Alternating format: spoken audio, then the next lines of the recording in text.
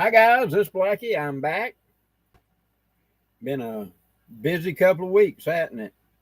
I just got back from the Pathfinder gathering. I'll let everybody get in. I'll tell you about it. But I have made it. So, and we were able to start doing Thursday nights again. Ugh.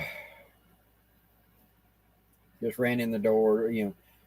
Go pick up the wife. I cooked supper. Rush in. Had supper ready. Good evening, midlife. Wolf down spaghetti dinner right quick, and then the wife's gonna do the basic dishes, and I'm gonna run out here and do my live. And then when my live's done, I'm gonna go back and finish and put away dishes. So it's gonna be a busy evening yet. Randy, well, thank you. It was a good time. I enjoyed being up there, but at the same time, all this traveling got a little old. Mark, good evening. I'll tell everybody here in a little bit, but I had a rough time going up Interstate 75. It usually I can leave here and I can be in Ohio in 12 hours. Not this time. Gary, yep, you made it. Mark, hello to Eastern Arizona. I went driving up and everything went fine until I hit the Tennessee line. And then it was just bumper to bumper horrible. Usually I go through the state of Tennessee in like 2.25 hours. It took 5 hours to get across Tennessee. It was bad. Jeff, good evening to Missouri. Ronald, hello. Mr. Bear, how you doing in the house? I will see you tomorrow. I'll drop Hope off at 9:30, and then I'll be headed your way. You want me to meet you at the house or meet you at the barn? Rhett, good evening.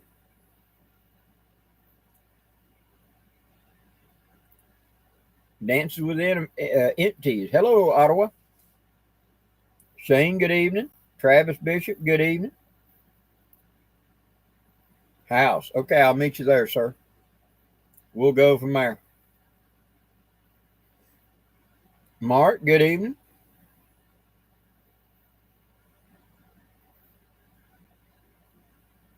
Yeah, it was. I know that election years are going to tear up the roads. It's just the way it is. They always plan 4 years out. So the election years when they tear everything up. So you see your tax dollars at work and they're working on the road. Yeah. And then just as soon as the election over, ain't no work being done. Justin, good evening. Gulf Coast Pine Belt, good evening. It's been going okay. Been real busy. Been doing a lot of traveling. Other than that, I'm good. Stacy, West by God checking in. Awesome. Joey Grubb, thanks for dropping in.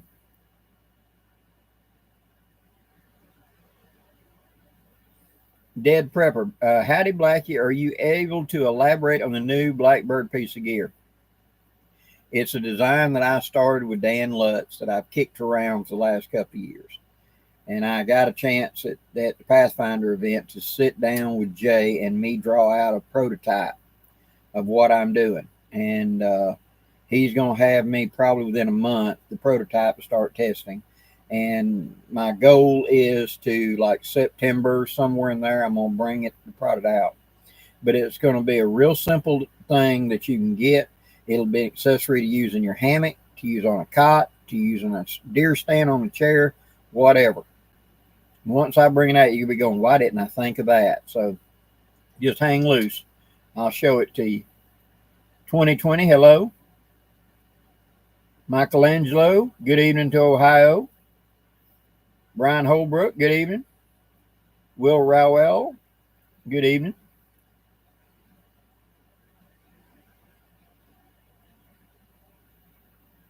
Oh, cool, midlife. All right. California, outside the cities, is actually a very pretty place.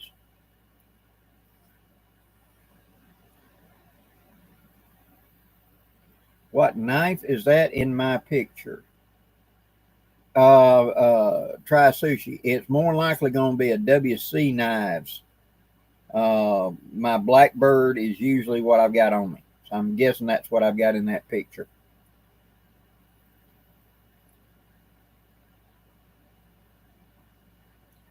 Any new cap and ball revolver or projects in the future? How about that fishing bit? Now that I've got done with all this running around, I've been on the go since the second week of March. It's been either I'm getting ready to go, I'm there, I'm recouping when I get back. Um, I had 700 and something emails and 1,200, no, excuse me, 1,283 emails I need to answer. I'm digging through, and close to 3,000 comments I need to answer on my uh, videos. So that's one of the things that I get in. But as far as the cap and ball, we're going to look at tuning a little bit more. You're going to go back and let's look at some of the reasons for cap jams, the variations between different makes and models of capacity, and things like that. And look at different bullets. What performs best for your gun? Carlos, good evening. William Droom, hello, sir. Lewis, thank you very much. Tom Wheeler, yep, went on 75.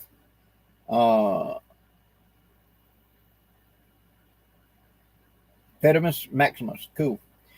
What happened was I went the normal roads I always did going to Ohio. And usually I can leave my house and I can be sitting in Ohio in about 12 hours, give or take a little, you know. So I left here and I went up through back roads till I hit Interstate 65 at Montgomery. I picked it up. I ran back to Birmingham. Then I got onto the bypass 459, which leads into Interstate 59.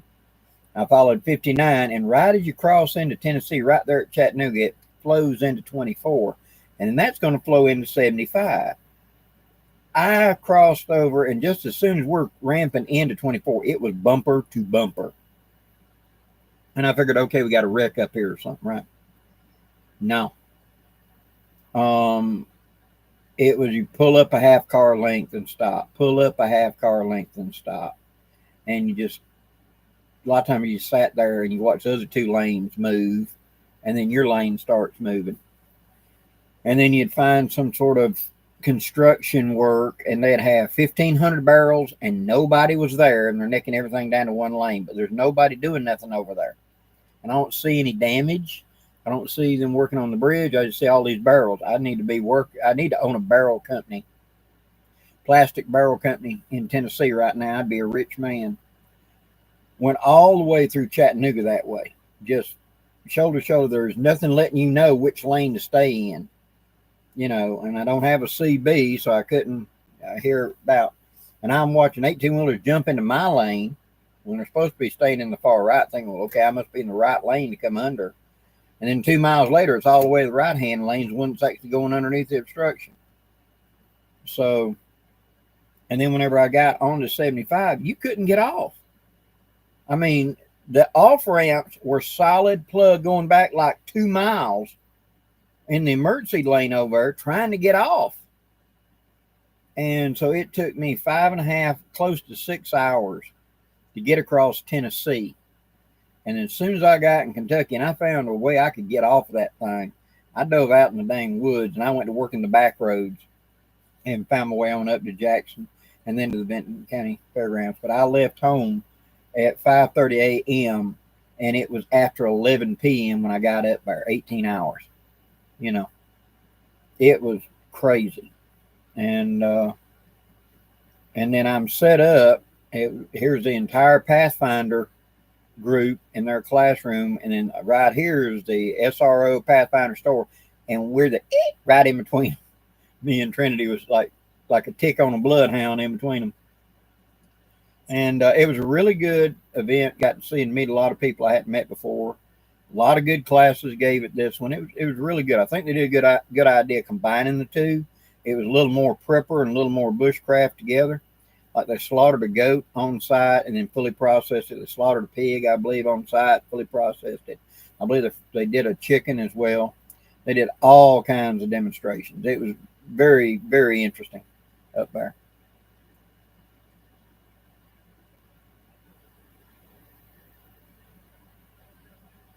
Midlife wanderings. Have you ever been to Sequoia National Park? No, I'm afraid I have not. But tip or trick going to any kind of national park. One, go look at the park, look at their maps. Two, then go look at something like Travelodge and these KOA campgrounds and stuff like that, and see if they've got a contact information for something they're close. Okay. Usually you call them and they're used to dealing with people that are staying here because it's cheaper than going to the park itself, and they can give you some tips or tricks. Call them, say, I'm thinking about coming up there. Is there any problems, road problems or whatever I need to know? I'm pulling a trailer. Just tell them you're pulling a travel trailer. And they will give you all kinds of information about road conditions, parts of the national park that are blocked off or whatever. But they ain't going to tell you on the park site because they want you to come in, see. But a lot of times you can get a lot of insider information that way. Be my little tidbit of it.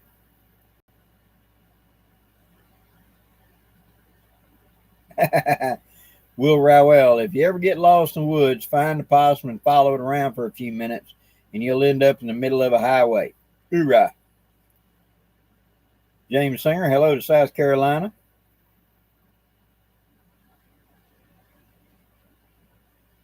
Lewis Ward, thank you. Hello, Miss Pam. Glad you're here. I was a truck driver for years, and my daddy was a trucker, so I grew up in a cab of a truck. And so when you start talking about, back in them days, they didn't have the laws they have today. You just drove until you couldn't hold your eyes open, and you slept 30 minutes and drove until you couldn't. So long distance traveling like that, going from 18, 20, 22 hours straight, I did it. So don't mean I got to like it, but I got to do it sometimes. So Donald McGideon, Mike Gideon, excuse me.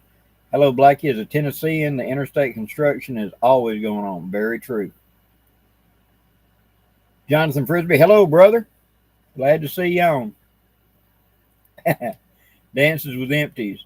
4 seasons: winter, spring, road construction, and fall. Very true.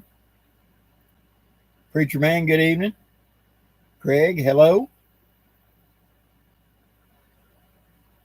Hills and Hollers, the possum advice is hilarious. True. It's like somebody said, if you absolutely lost and it's life and death, all you got to do is commit a crime, and there'll be 20 law enforcement show up to arrest you any minute.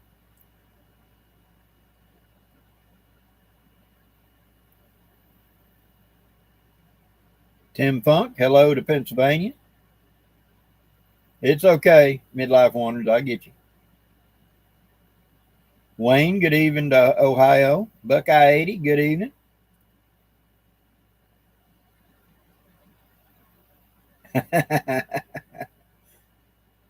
True, carry an extension cord on your flights. It'll hang on to something. Yeah, it's shifted. Usually all that storm and all that stuff is normally over Maine. And this year it shifted to Texas. They're getting all the storms that we've been dry. I mean, nary a bit. One little bitty rainstorm every month or a month. I mean, weeks go by before we get more rain. And then over there, they're getting eat up with all kinds of weather and wind and heavy downpours and hail. And that should be in Alabama. Not that we're complaining, mind you. You can stay over there. I mean, they need to beat the drought, but at the same time, that's usually our weather. So.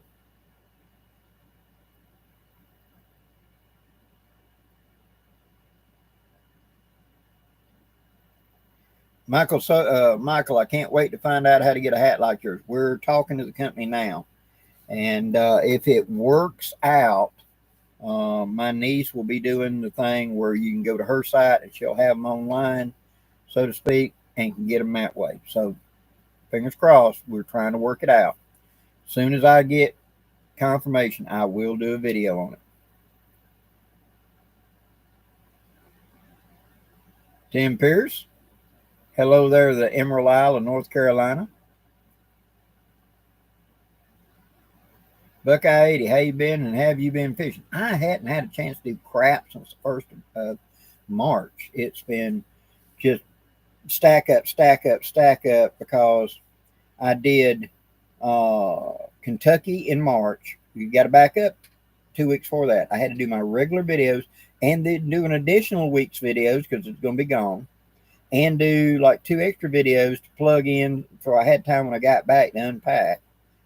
So I went to Kentucky, did that expo, came home. I had like a week, maybe 2 at most, and then I had to be prepared and ready to go for the Silver Wolves gathering, the beginning of my event. And then that followed immediately into my gathering, which means I was in the woods 14 days. And I had to have video posted for all of that while I was gone, see. And then I was home for like a week, something like that. And then I had to go to North Carolina. And then we got a week off. And then I had just got to Ohio. So I've been boom, boom, boom, boom, boom, boom, boom. I have finally broke clear water, came out of the current, so to speak, out of the rapids, Monday. And I got home at about 5 a.m. Monday morning because I woke up at 6 a.m. in Ohio. I had my last class to do at 1 p.m. Then I got on the road and had to work my way down through the woods to hit 64 because I was not coming back on 75. Run it almost a full length Kentucky over to catch 65 and run all that way back home. So I didn't get home till like 5 a.m. So it was like a 22 to 23 hour day for me. So I will admit that Monday, Blackie didn't do a whole lot. And then Tuesday was the wife's off on Tuesday. We got things, she got a honey-do list. We got things we got to do. You've been gone.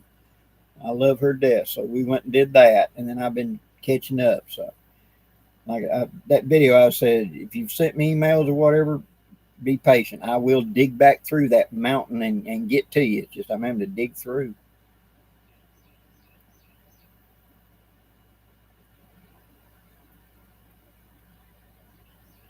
Mark Crash, yeah, that's true. That's one thing to do if you'll call and ask the PD. A lot of times they do have straight pass through big events like that so you can get in and out. And it's always a good idea to know where those are just in case things go sideways all at once.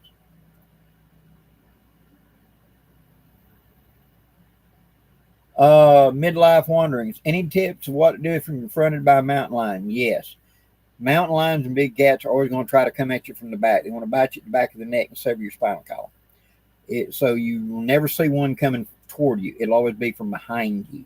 So if you hear a noise and you turn around and there's some sort of big cat, you were the target.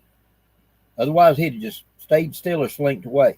Make a human noise, make a big to-do. Pick up rocks and throw it at him. Make a racket. And that will typically cause them to run away. They prefer to ambush from the back. So if you blow that out of the water where they don't have a chance to come at you, just be listening. Turn around and check your 6 every so often, just to be sure.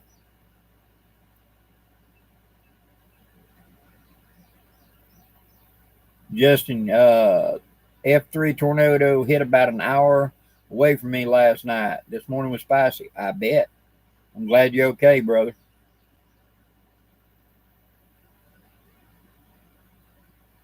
Yep, correct. Do not stare in their eyes, but just look in their direction, make a big racket when you're yelling at a big cat. Yeah, Danville's empty. That's something I'm hearing about. Tornadoes in Canada. Man, that is way north.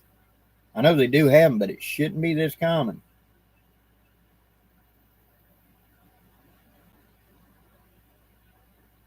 Steve Kingsbury, hello, brother.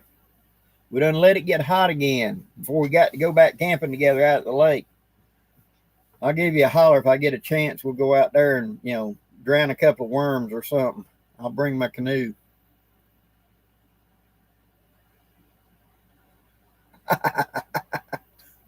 Oh, midlife. Yeah, if you turn around and you see a cougar, say, well, hello there. Lee H., good evening. Cal Tipper, hello to Louisiana.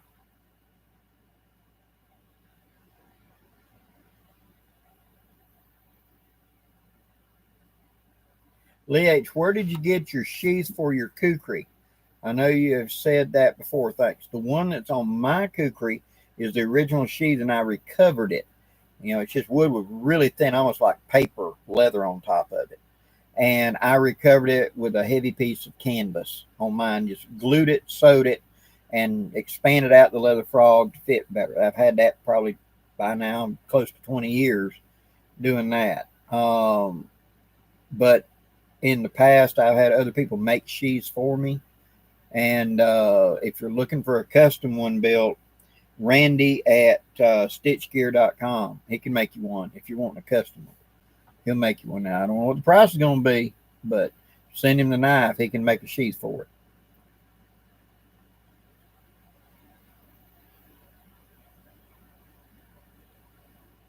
Robert R. Yep.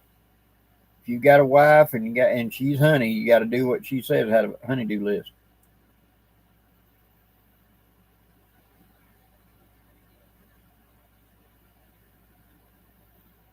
Dead Prepper, did you ever do an upload reviewing the One Win Ultra Quilt? I did quilt in the past. I know I did in the past. I like the One Win Ultra Quilt and the down top quilt that I now got from them. Man, that thing's great.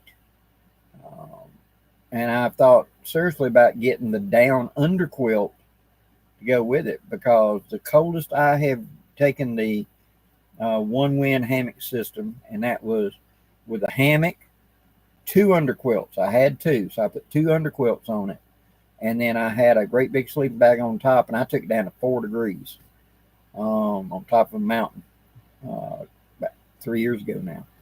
And so, but I believe that down underquilt would be a better choice than doing the 2 underquilts. I really do. North Carolina Piedmont, good evening. Last Chance Knives. Hello there. Tiny Titan, hey, you're in the house. Hope things are going good in sunny Oregon. Lee H., you're welcome. Frank, doing pretty good.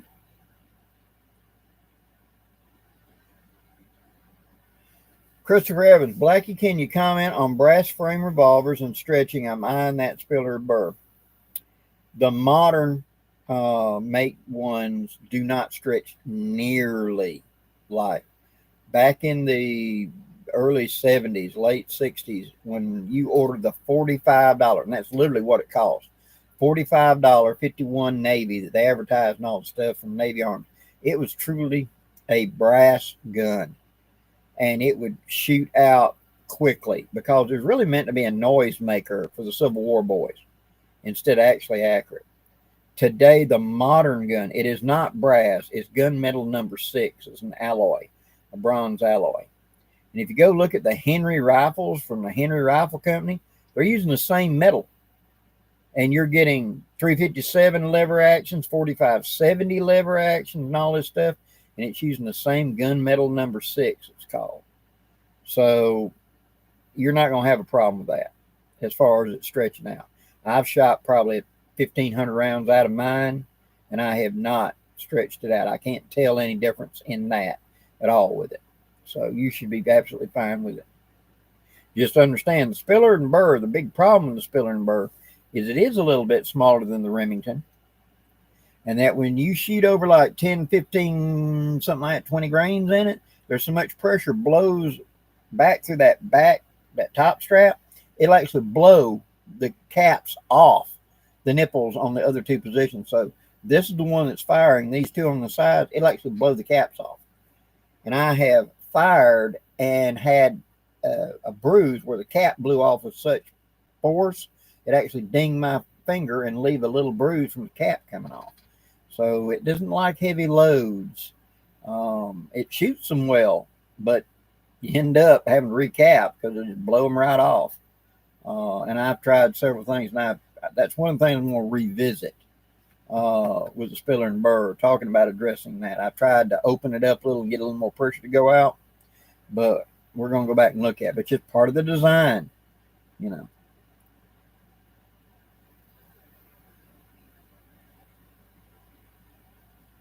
Yeah, Dancing was empty. The guy, that hiker that killed a cougar with his bare hands. Yep. William Droom, getting severe thunderstorm warnings in East Tennessee right now. Hope you're okay, brother. Hang in there. Hope it's a lot better than that night at my gathering, remember, where we got that supercell collapse on top of us, and suddenly we had like 80, 90, 100-mile-an-hour winds and hail for a few minutes. It was real interesting. George, good evening.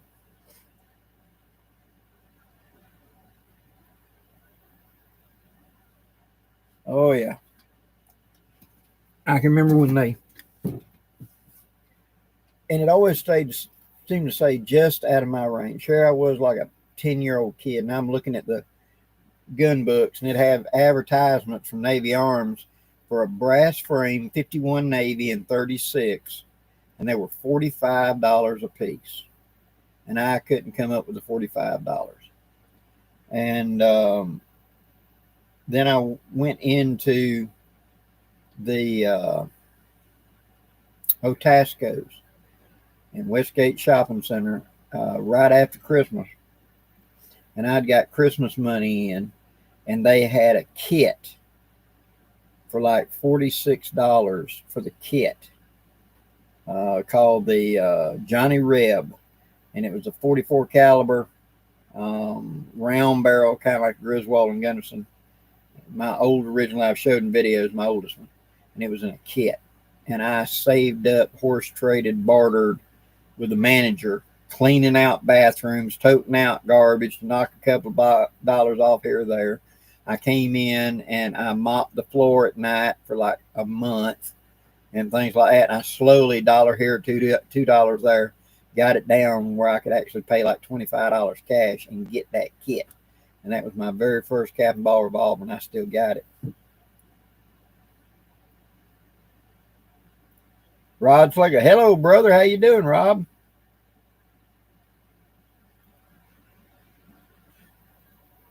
Frank, I heard you mention about gray wolves. Can you say something about it? Are you talking about, Frank, are you talking about the silver wolves that we're teaching, or are you talking about actual gray wolves, as in the animal? Two different things.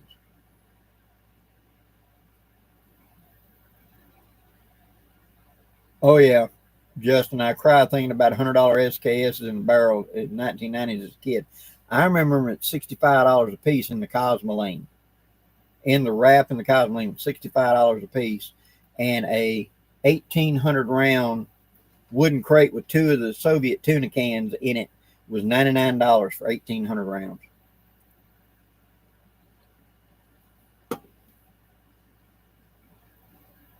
Christopher Evans, of the two, I would say, yeah, the Griswold and Gunnison. The Spilling Burr is cool, but I like the Remington for a first gun for people because of the way it aims and shoots much like a modern fixed-sided revolver. But the Spiller and Burr is just one of them little more, there's a lot more finesse to shoot that one well because of that back pressure and everything else.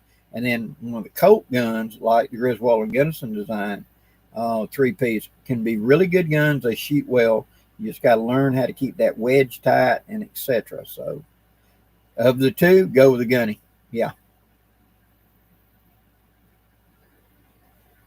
Buckeye 80, I think kits are almost thing in the past. Pretty much, although Dixie Gun Works still does offer some.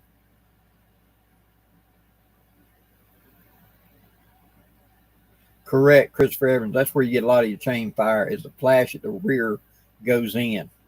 And if you've ever seen one fire at night, it's a fireball like that. At the back of it, where that cap explodes and that pressure comes out sideways, it's really shocking how much flash there is back there. Because once it ignites, it's not just the cap. That pressure flows back out that nipple, and it wants to blow around the back side of it. That's the reason they had the Colt, the way it was supposed to shield it and redirect that blast so it wouldn't come straight back at the shooter. See? And Remingtons and stuff like that, the way that hammer's curved is to turn that pressure curve downhill instead of going back at the shooter's face.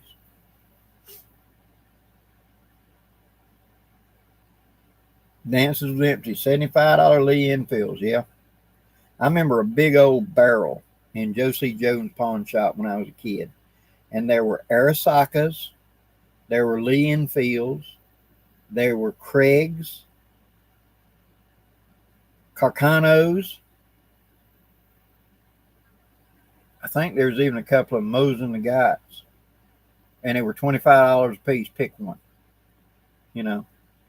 And I knew people that made them into lamps. They would get them and just run the cord down through the barrel and make it where the light fixture just plugged into the barrel, and they would put a big plate and run 2 screws up into the base plate so it would stand up, and they'd make floor lamps out of them. They were so cheap, and nobody had the ammo. You could find it sometimes, and not many people reloaded for such things. Most people that I knew reloaded 38 specials and 30-30 or 30-06 and shotgun shells. That was the most common thing I heard of. I remember the first person I met that was reloading for 45 ACP. I was shocked that you could reload that. I didn't know all shells could be reloaded.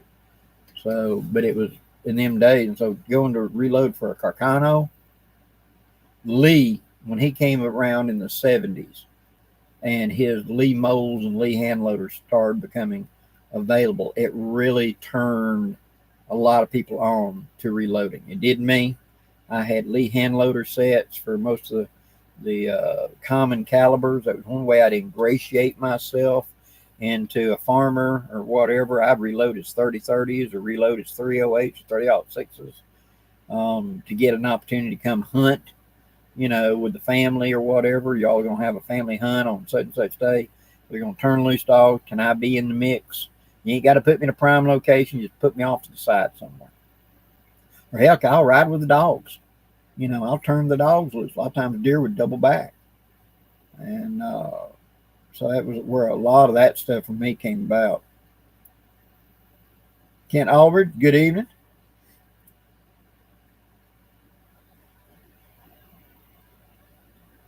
Chris Evans, glad to help. Ground fog, hello. Yeah, Shane, the old VZ24s, yeah. You had a lot of them around like that. It was a 98, but it had a straight bolt, or it was a 95 or a 96 Mauser that had been converted during World War II to shoot the 8mm Mauser, you know, where they had taken older gun stocks in the satellite countries that they had conquered or whatever and upgraded them to shoot that ammo or whatever. So, Pam, if she knows how to reload or help you with the process, she's a keeper. Amen. Hello to Jennifer.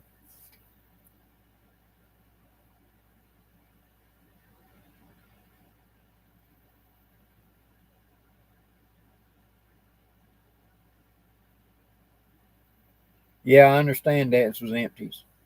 I do understand. Well, it ain't help matters that they started making the cartridge conversion cylinders for it to drop in. So now you can buy a cap and ball and then drop in a cylinder, and it's 45 long colt or 45 ACP or 357, or excuse me, or 38 special, I should say. That hadn't helped our case on that side of the fence because it's too easy to convert it into a quote, quote, legal firearm.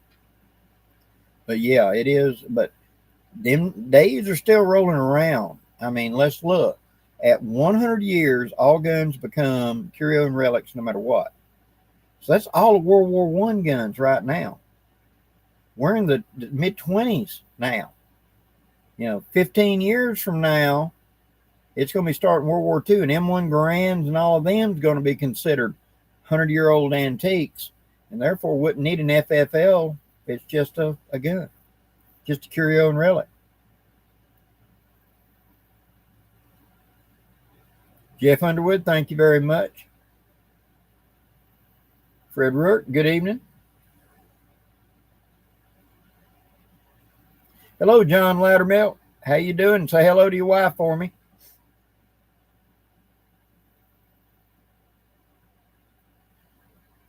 Robert, have you ever used one of the Swiss K31 7.5 straight pulls? They shoot real good and are pretty powerful. Yes, a good friend of mine had one. And we'd go out and sight it in because he was going to do deer hunt with it. At 7.5 will do anything 30-06 will do. And it just took a little mind, click to figure out you grab and do this instead of trying to turn it. But the Swiss are no slouches on accuracy. And any of those Swiss rifles, not just that straight pull, they were really super accurate guns out of the box. A good friend of mine's got a 6.5 to 5.5 right now. One of the, I think it was a 93 or a 95 Mauser the Swiss military did. And whenever they considered obsolete and got rid of it, it was still shooting like a 1 inch, like 3/4 of an inch group at 100 yards, and they considered that wore out. So they are very accurate rifles. All of the Swiss are.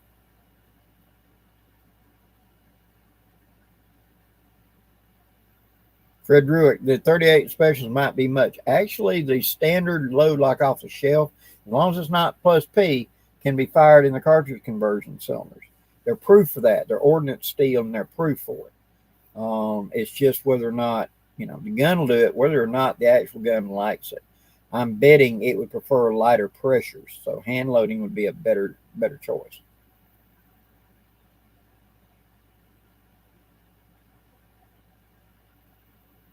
Craig, yeah, in Benton, Ohio. Glad to had a good time up there.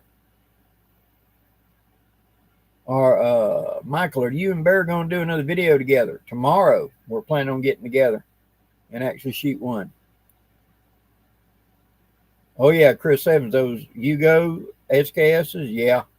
Now they're $500, $600,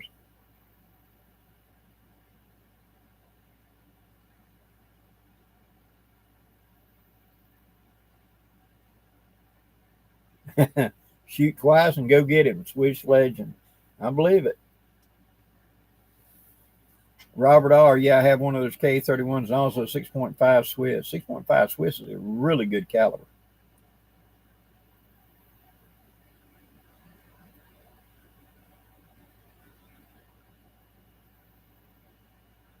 Ooh. Then you did great, brother.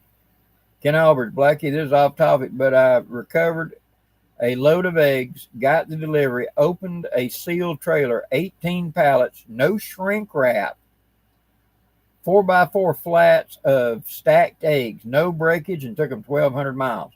You did good, brother. That's keeping it even. You did good.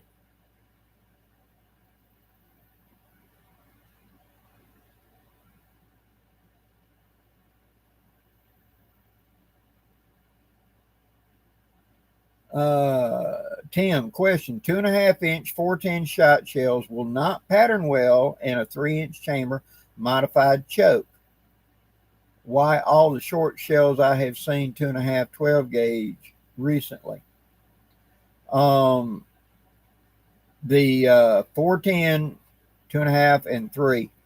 For many years, there wasn't a 3, and they only came up with it like 20 years ago, 25 years ago, I think, where the 3s became effective or available, I should say. And so the problem with it is it opens up and then it kind of bounces because it opens up and then it hits that cone that far down the barrel, and that squeezes it down. It jumbles up the shot, so it can't pattern well. Very rarely. That's one of the reasons you don't see a 3.5-inch gun 12 gauge on the skeet range very much, because they normally don't pattern worth a flip. You can get a 3-inch to pattern, but you can't get a 3.5-inch to pattern with dove shells because they're 2 3/4, right? And there's so much space to the top of it. They do the same thing. They do that, and they kind of like pinballs. They start bouncing around down the barrel, and you just can't get a consistent, even pattern. That's the reason they didn't just quit making those others and just start making strictly a 3.5-inch barrel shotgun for a 12 gauge, because they just don't pattern well. And it's very true of the 410s as well. If you want a bird gun in a 410, get the 2.5-inch. It'd be a better bird gun. If you're trying to make it perform where you can actually shoot deer at close range with it, get the 3-inch. But that's one of them things. There ain't enough volume of 410 around anymore of people actively shooting. Yes, they do in competition. I understand that. But compared to 12 and 20, that the manufacturers just don't want to invest in the tooling and to really work with it. You know, half the time today when you mention 410, they want to talk about a Judge revolver or one of the lever action Winchester or Marlins. Or even I've seen a semi-automatic look like an AR, but it's 410. So that's where they think it's going.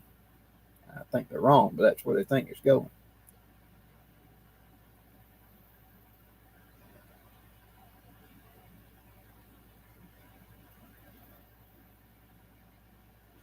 Dance was empty. I hear you. You have pre-97 rule.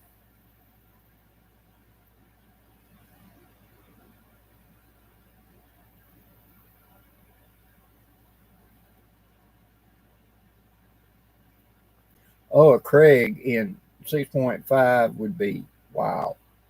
That butter smooth bolt, yeah.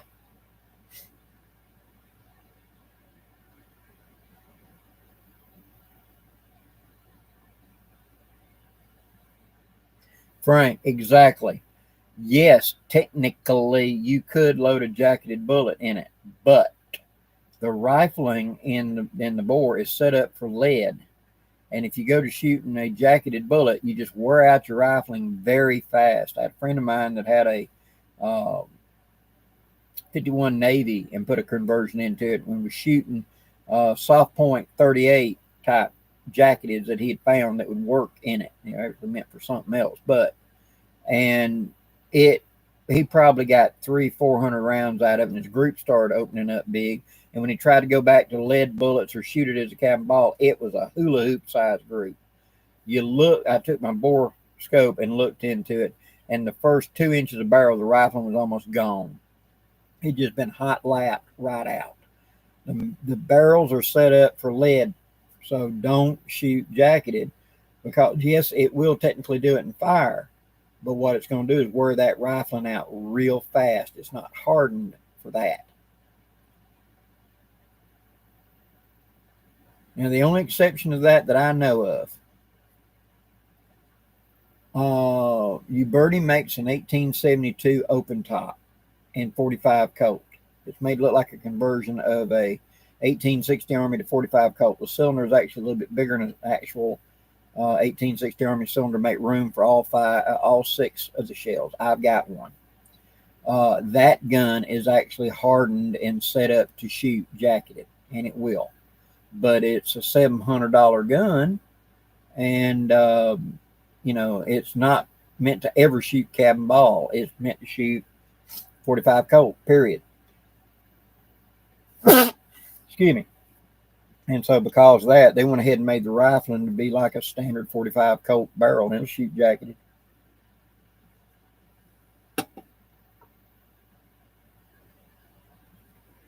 Elvin, good evening. Buck 112, hello to Rome, Georgia. Robert R., thank you.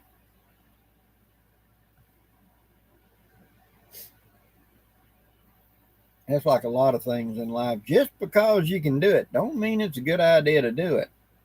Just because you can. Which then again, they love to sell you new guns and new barrels and, new engines and everything else. So I wonder sometimes if they're actually hoping in their endeavors that they'll be able to get you to damage your stuff and therefore have to replace it. Surely they wouldn't want to do that, would they? Yeah.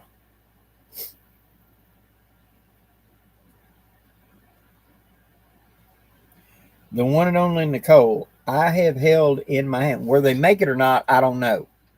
Okay. Now, but I have held in my hand a conversion cylinder for a 1860 Army that was in 45 ACP. I have loaded for it. I have shot it. You had to use lead, and it was like 2015 was when I was doing that. A friend of mine had it, and we loaded for it. But I have had a 45 ACP in my hand, and have actually loaded and shot it off of an 1860. So it will work. Like now, they've come out with single action armies in 9mm, because you can just drop it in there. It indexes on the neck. It doesn't index on a rim. So in a single action, it works just fine. It'd be the same way with 45 ACP. You just chamber it like regular, and it's the end of the brass is what butts up against the shoulder in there. Instead of, you don't, if you roll crimp it too hard, it goes in a little too deep. I learned that the hard way. It should be straight wall case, so it's like there's like a little fine lip in there that brass is actually hooking in. And so they probably just, they weren't that good sellers and quit making them. Common Sense Karen, good evening. Cow tipper, yeah. The Remington Navy would be real cool with it.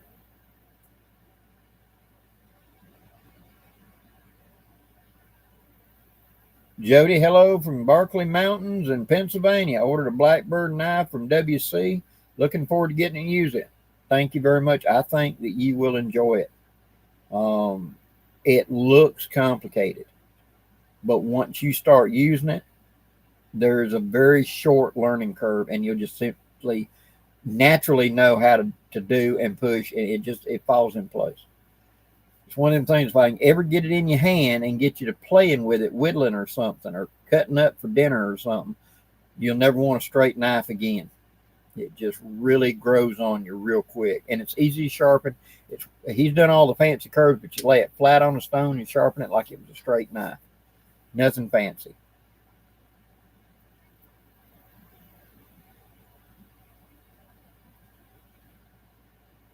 Dances with Empty. Does anyone have an experience with the Winchester 73 Italian repos and 44 Magnum? Always thought they would be too much for the action.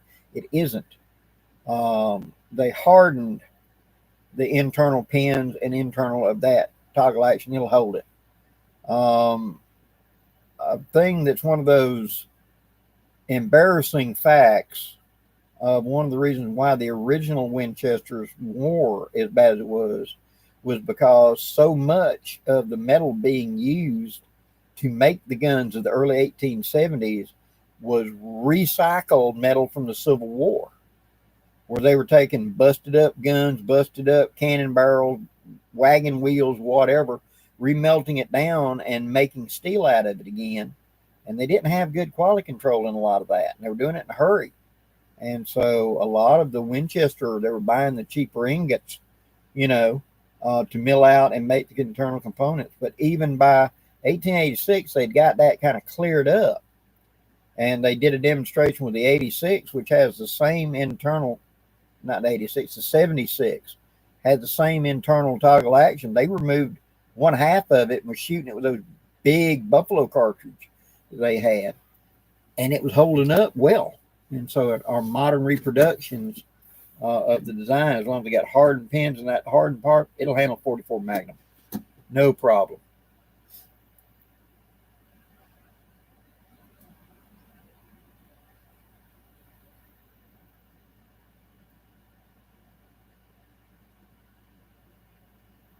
Elvin, Blackie, I just received an order from Kaufman. Miss Marie is such a nice lady. She got me the best new used items. All items are in fantastic condition. I'll order more from them. Thank you very much. I love them ladies down there. I love going down there and just digging. You never know what you're going to come up with. And Jonathan Frisbee, Justin, all them that came to my event, we almost every day we went down there and went to digging.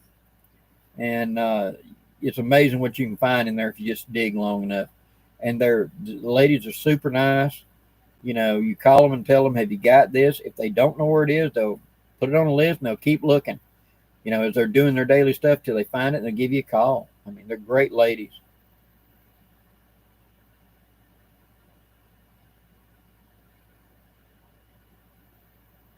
Common Sense Karen, good.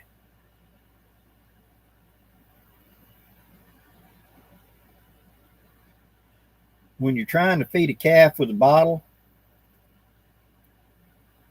just past experience, when they get their head tipped up and you get them to go, kind of punch them in the face with the bottle, not hard, but bump them a little bit with it, and it seems to do something to trigger them. We used to do that. We'd put our hand up under their chin and get the nipple into them, and then we'd kind of like that, bump it against their lips. So it puts a little pressure, and it seemed to trigger something, and they'd go to work, and sometimes we'd have to, feed one that wasn't nursing well with a mama, and or you had a sick mama, or couldn't find the mama. You got a calf out here. Where's mama? You know, so that might help.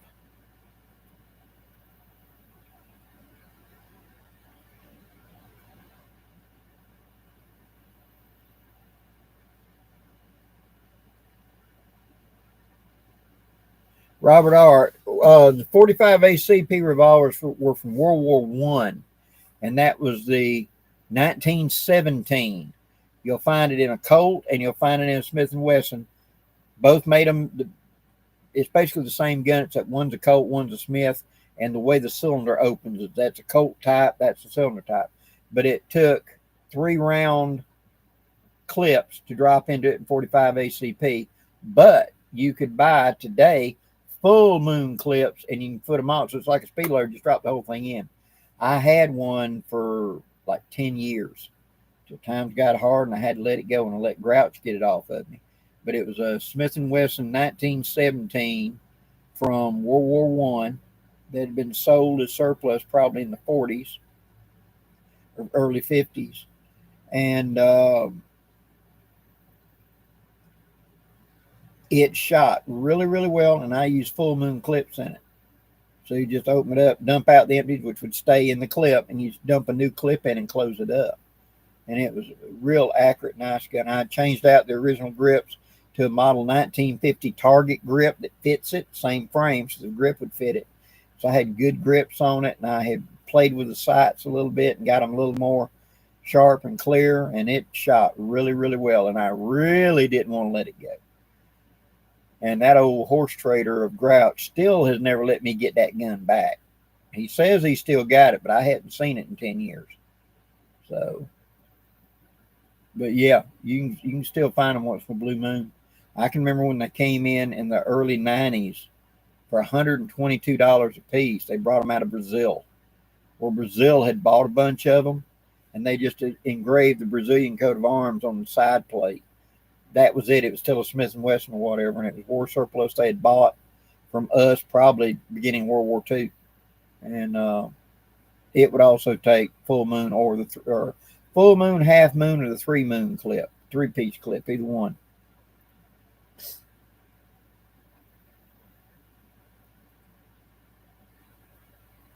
Well, good. It'll kill. I'm glad you caught them.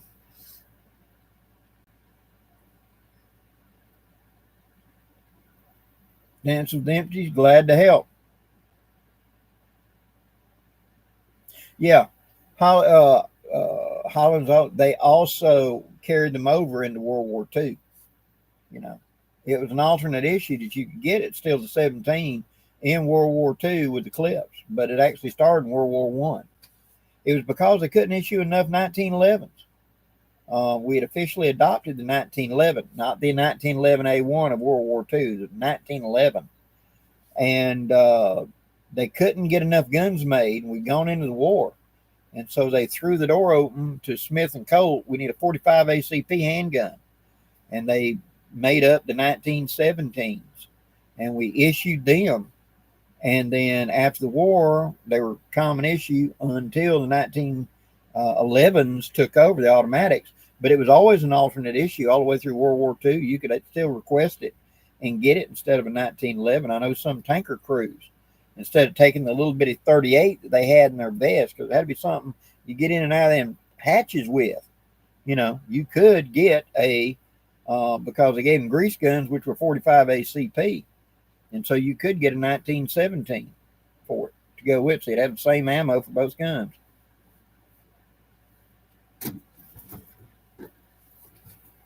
I got you. Yeah, who needs mama? We got the Silver Wolves. Cool.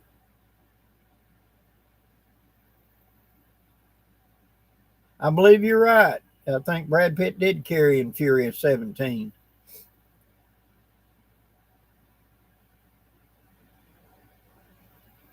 Oh, okay, Frank. Cursed advertises 45 ACP for conversion cylinders. Okay, they're still making them then. Good.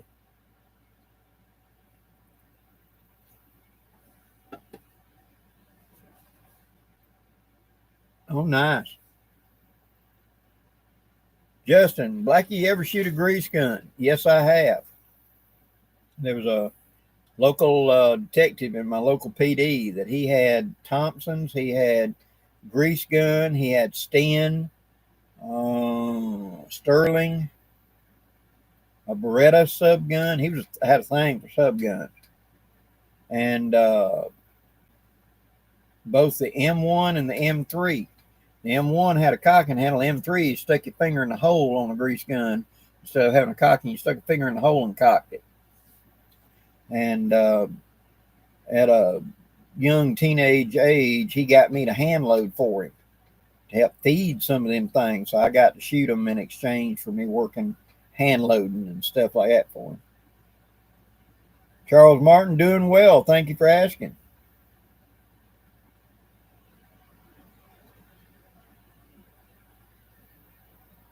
Well, Bill, I'm glad you liked the Kelly Kettle Bale, the Kelly Kettle video. I think it's a pretty good piece of gear, you know. Um, Don Shields was kind enough to loan me his. He brought it out to the gathering and kind enough to loan it to me to let me give it a try. And, you know, I've seen them and everything. I just haven't played with them a lot. But after I played with it a little bit, yeah, this is very viable, especially something you just put little sticks or something in. Yeah, perfect. Robert, have a good evening.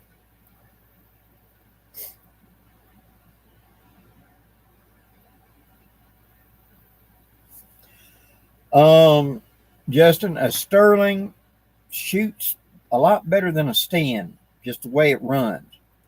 Uzi, Cadillac, man, it sits there and it just rocks in your hand. Mac 11, all over the place. Completely wrong balance. You know, it had that strap up front to try to hold it down, and it, you know, it short bursts on the way you could hit, and you don't. You're just buckshot pattering in a direction. Thompson, big and heavy, and even then you couldn't hold it and start walking up on you. Real easy. Of all those listed there, I would take an Uzi or an MP5. MP5 would be my first choice.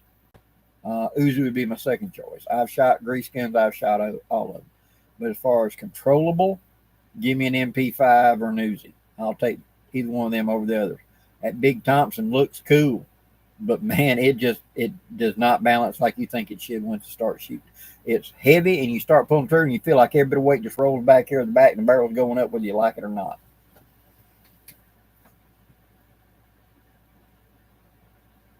It'll kill. Do you know of any actual 44 cabin balls? Are you talking about original guns?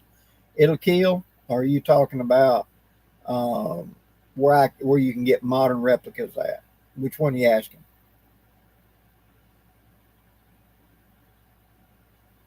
Jeremy Gunslinger, it is. It's been calm down here. You know, low humidity, only 57% right now, and yet it's getting up to like 90. But who cares? It's only 50% humidity.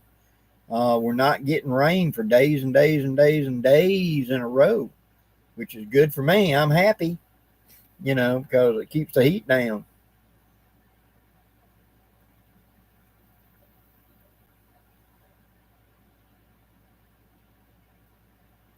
Michael, grease guns and when I was in the military were despised by the Army because they were so inaccurate. They were a very dated design. Considering when they came in, and the whole job of them was really suppressive fire, up close, quick stuff. That's reason tank crews were issued grease guns. You know, the tank's the weapon. This will just keep them off of me. You know, suppress fire and keep them down to the turret swings around, then eat them up type deal. If you had a damaged tank and you had to get out and work on it or something to get back in the fight, it gave them something other than the awkwardness of trying to put an M1 Garand or something in the side of a turret. So, but yeah, the MP5 is a much better sub gun.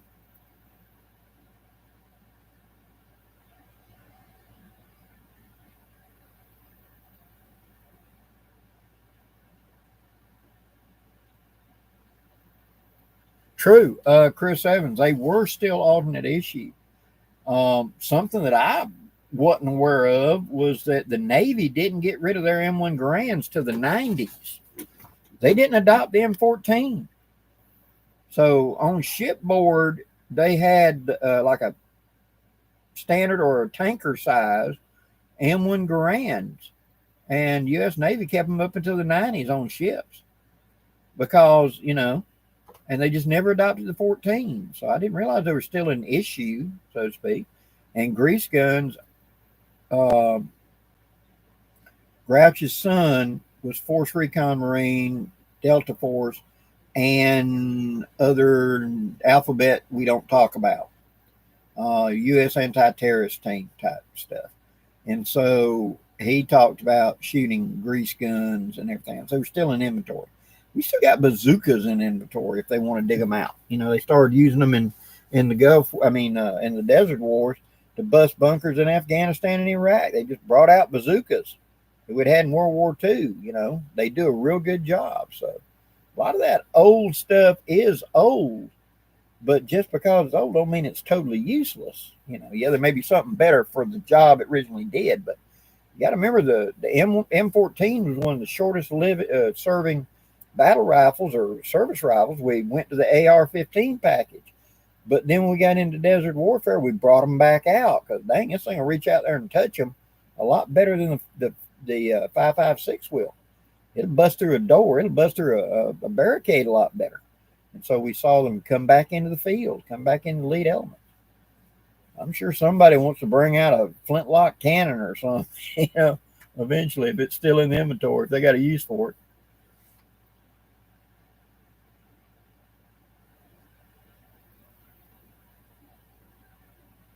Oh, true. Yeah, Dance is empty. When you buy an HK, you buy plenty of mags. Ken Aldridge, I have never put such a trigger onto a Glock like that. I know what you're saying, but I have not done it. I'm an old school guy. I'm revolvers and 1911s and Browning high powers and stuff like that. I have never owned a Glock. I've shot them. I think they're a great gun for somebody that doesn't have a lot of training. They're a really good gun for that, but I've just never, like somebody said, it has no soul for me. And although I've got close friends that absolutely love them and I've tinkered, but I have not gunsmithed a lot on a Glock. I've actually done more on a Beretta 92 than I have on a Glock.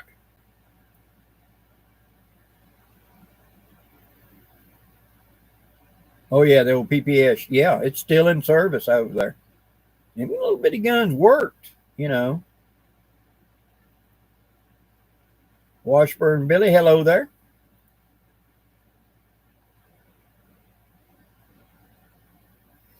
Shane Lawson, I believe it.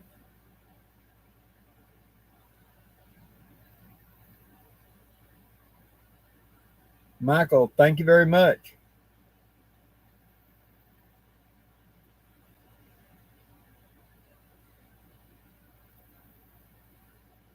Lambo, welcome anyway. You're not late. We're just getting going good.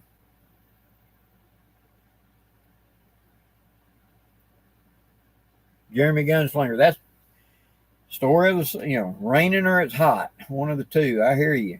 I'm going to have to, now that it's warming up, I'm going to have to get up early to go do my videos before it heats up, before it gets too hot for me, and get back and do what I got to do so I don't overheat.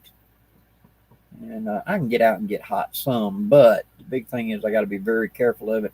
And I don't need to go day after day after day. It really stresses me too much. So, this is a 18 weeks, 16 weeks or whatever that I just kind of got to float through as best I can until we hit September and it cools off again, and then Black can be active again.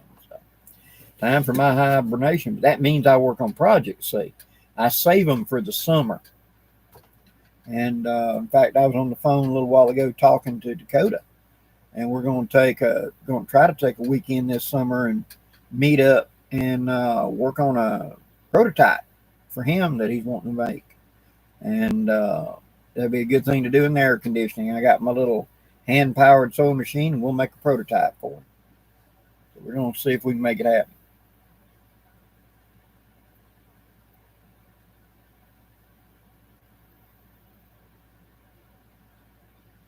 Yeah, William Dream. Yeah, dry spring, a lot less ticks.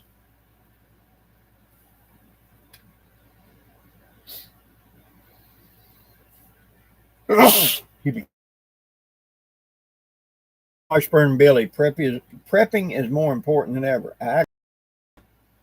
If you could take a snapshot right now and hand it to yourself 10 years ago, you wouldn't believe it. You would not believe how the world is today if I'd hand it to you 10 years ago. Excuse me. And pollen down here pretty heavy too. You hadn't caught on to that. Excuse me. Ugh.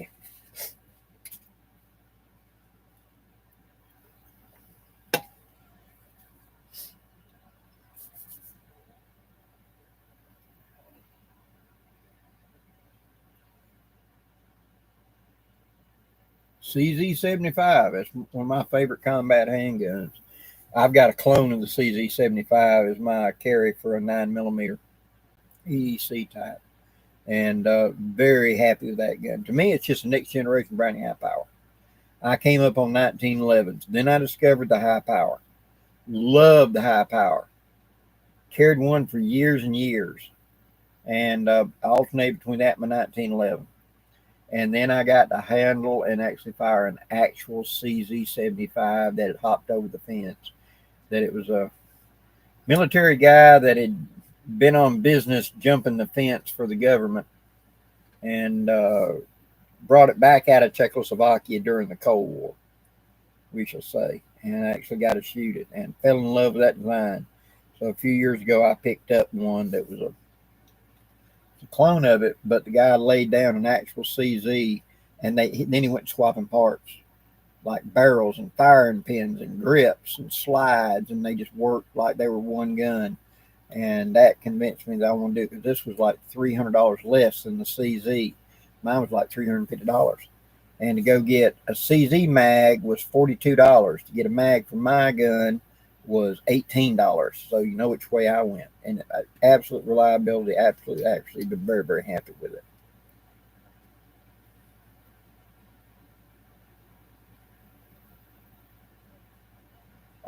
Brett Johnson, Blackie, have you ever shot any Kel-Tecs? If so, what's your opinion on them? I have shot Kel-Tecs that were really accurate, real reliable. I have shot a couple that were not so. So as long as the quality control is good, it's very rugged and reliable and accurate gun. But at the same time, I've had another friend get one that you couldn't get 5 rounds out of the thing. It wouldn't jam with multiple mags. So that's best I can tell you. It's just going to be pot luck.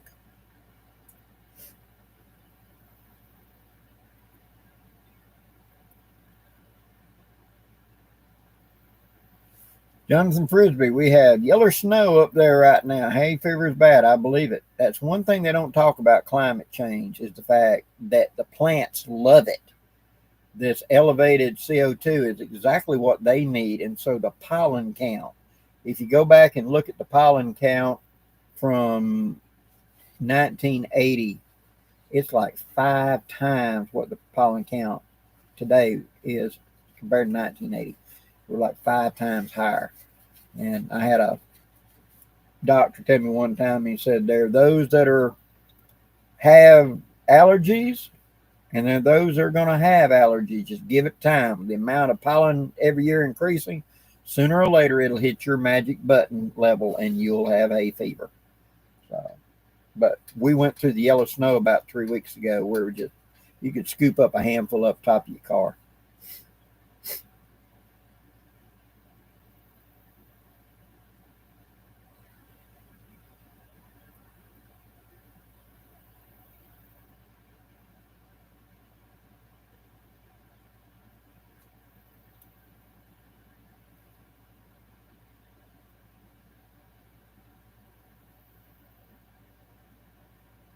Yeah, Christopher Evans, I can see those type of crude mass-produced arms making a comeback. These modern conflicts seem to be proving that old saying about quality being a quality of its own true. It's how bad do you need it and how fast do you need it. Literally in Stalingrad, they were assembling PPSs in one end of the factory while they're actively fighting in the other end of the factory.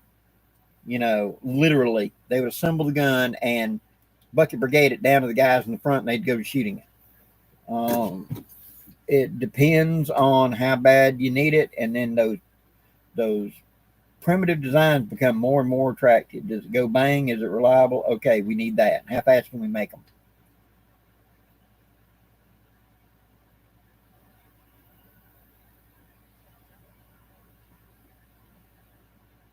Oh, Ken Aldridge, Blackie. Speaking of ticks, my girlfriend gets ate up with them around the house. What do you recommend outside treatment that will cause them to leave the dog alone? What I recommend is wherever the dog bed is in his doghouse or whatever, red cedar shavings. Ticks can't stand that. Around the dirt and everywhere else around the house, put lime, quick lime, sprinkle that on top of the ground. Don't wet it down. Leave it there about 24 hours and take a water hose and work it in. That's kind of like fertilizer. Ticks can't stand it. That'll get rid of them, or at least run them off. We used them in our dog pens for years like that. But where the dog sleeps, we would put that. We'd take a croaker sack and fill it full of red cedar shavings. Go look in the pet department around rabbit stuff. Sometimes farmer co-ops or big things. I had big bags of it, and it's red cedar shavings. No insect can stand the smell out of it. Dog thinks it smells great, but fleas, ticks, and all won't get on it, and therefore they'll stay away from him. It'll help.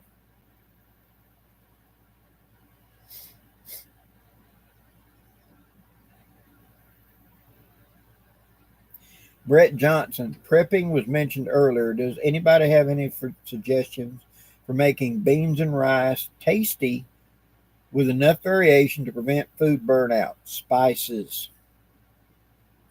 Spices are your answer. That's the reason it was so valued in the past.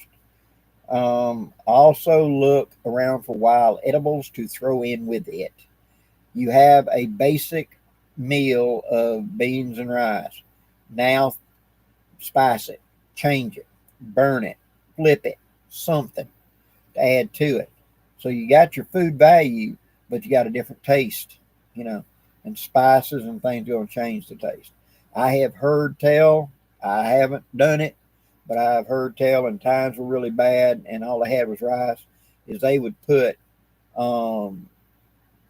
pieces of pine bark in it and boil it, or pine needles, that was it, and boil it to make it at least taste like pine needles because they were so sick of it tasting like rice. You know, really poor people didn't have a whole lot of choice. This is what we got, you know. So that's what I recommend. Spices, find different combinations. You know, even if it tastes bad, if it tastes different, at least it tastes different. So burnout is going to be a factor. That's where you got to have much variety as you can get. The one and only Nicole, yes. Well, down here, pine pollen is the yellow snow.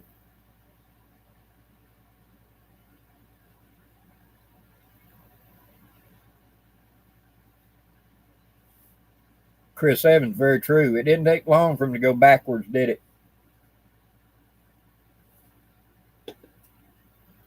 What are your thoughts on cap and ball revolver carbines? Think about picking one up for Jerry Gunslinger.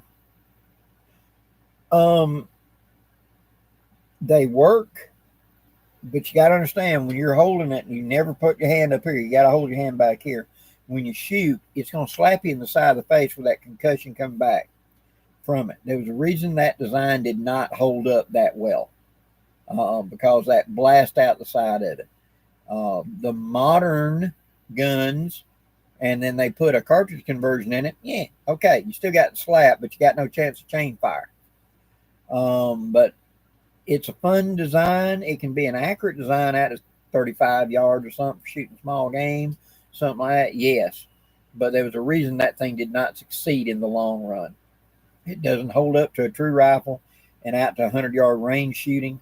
And that slap on the side of your face, you better have a beard because it's going to feel like somebody slaps you with a heavy load.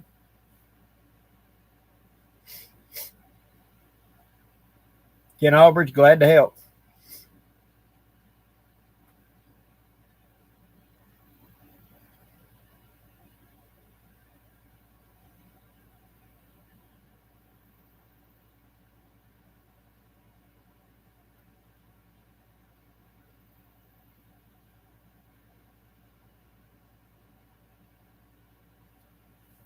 Jerry Donnell, I was putting beeswax on my leather. Now, how about leather shoes or boots? You can do that as well on them. But I tell you, the best stuff to do it is just go pick up the clear shoe shine stuff. Clear does a great job. It's just the wax, and it protects the leather really good, keeps it from drying out, also keeps stuff from penetrating into it too easily. So it's a way to do it. Hoku the dog, hello to Hawaii.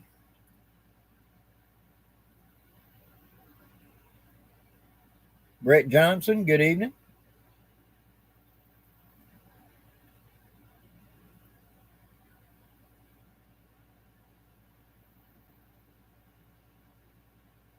Oh, Charles Martin. Yes, I'm sorry. She's on Facebook, and it's the She Shed, and that is oh boy, I'm bringing up the wrong name. It's Carrie is her name, and I did find it and I did post it, but it was about an hour or two after I did it because I couldn't get a hold of her to get her contact information. But when I get off tonight, I promise I will do it again. Okay. Mink oil, another good thing. Bear was on a little bit earlier tonight, Washburn Billy. But I think it's date night, so he may be busy. So we shall see. Well, guys, that's been an hour and 16 minutes, and I hate to cut it short tonight, but I've got a phone call I got to make to Grouch that I promised I would do. So, guys, I'm going to have to cut it short tonight. But I'm back, and I will remember to go put that on there for you for Miss Carrie in just a little bit, but I've got to get off and make my phone call. So, guys, thank you very much. I will be on next Thursday night. And if anything changes, I'll let you know. Till next time, guys, I'm Blackie wishing you safe journeys. Hang in there, guys.